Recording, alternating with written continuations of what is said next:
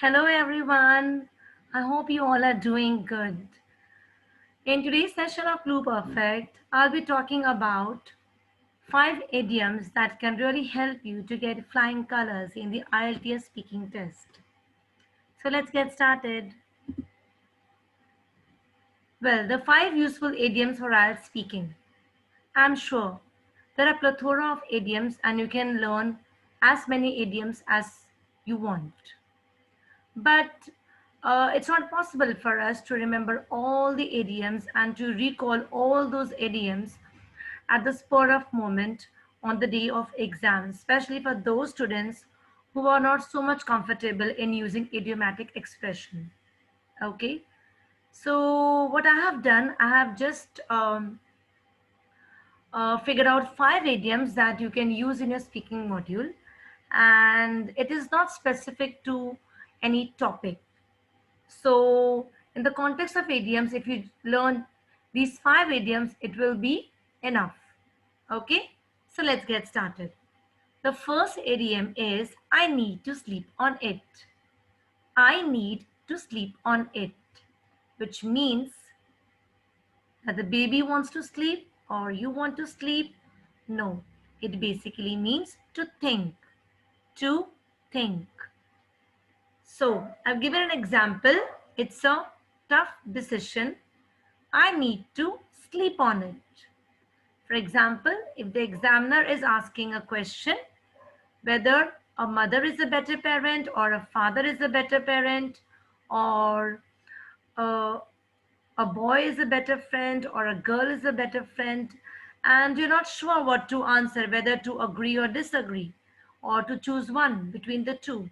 In that case, you can say, I need to sleep on it, means you want to think over it before giving an answer or giving your opinion. I need to sleep on it. Can I buy some time from you? Or, oh, it's a tough decision. I need to sleep on it. Can I buy some time from you? So you're seeking permission from the examiner that you're finding this question really tricky to answer. So you need to think over it, for which you're seeking permission. You want some time to think. Okay. The second idiom is to each his own. To each his own, which means right to have different choice.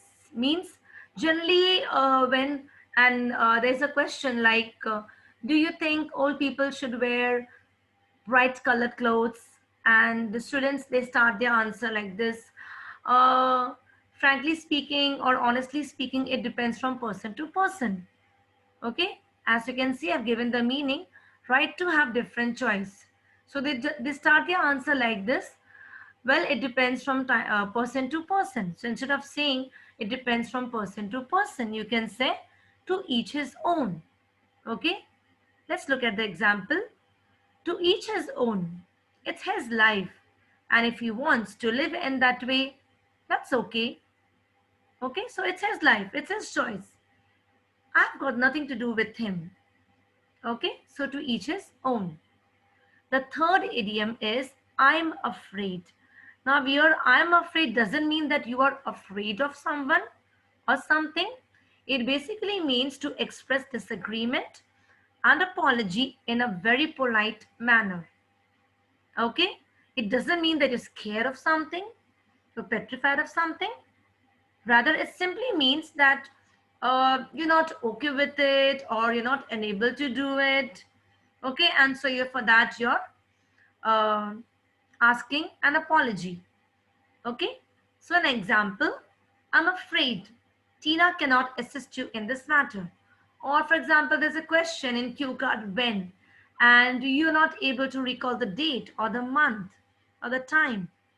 You can say, I'm afraid I failed to remember the date.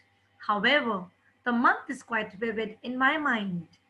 Okay, or you can use this idiom at the start of a sentence also. People generally like to go abroad for better future. What are your views about it? You can say, I'm afraid I I don't advocate this concept or this notion. So in this way, you can start your answer, or if you want, you can, fit this cue card somewhere in between also. That's absolutely okay. Not cue card, I'm sorry, this idiom. The fourth is I second that, which means to express agreement.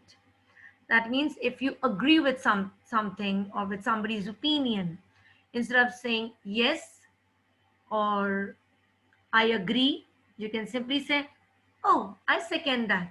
Oh, I certainly second that. Okay? I second that person's opinion.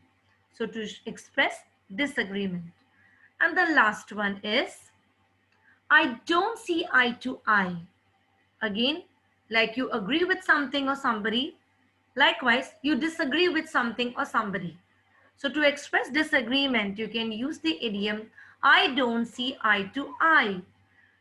That means you don't agree, you don't advocate. So an example, I don't see eye to eye with my sister on distinct things. Yes, maybe you two are sisters, but still you hold different opinion towards each and everything or on a lot of things. Okay? So instead of saying, oh, I don't agree with you or no, I don't like it, you can simply say, I don't see eye to eye. Okay. Now the idiom I second that and I don't see eye to eye, it can be used in either positive or negative manner. For example, if you agree or disagree, you can use I second that if you agree. If you don't agree, I'm afraid I don't second that. Oh, I don't second you. Oh, I don't second her. Okay. Similarly, you can use the idiom I don't see eye to eye to express agreement. I can certainly see eye to eye. Oh, I can see eye to eye. Okay. So these idioms can be used to express agreement as well as disagreement. So I'm sure you got some idea to use these idioms. So if you just learn these 5 idioms, students, you don't have to learn any of these idioms, at least to cover the idiomatic expressions of speaking part. This will be enough. However, you can definitely learn, and you should learn the other idioms as well, because it really give you a variation in your speaking. Okay. So I hope this session was useful for you. Thank you for watching my video. Take care. Bye bye.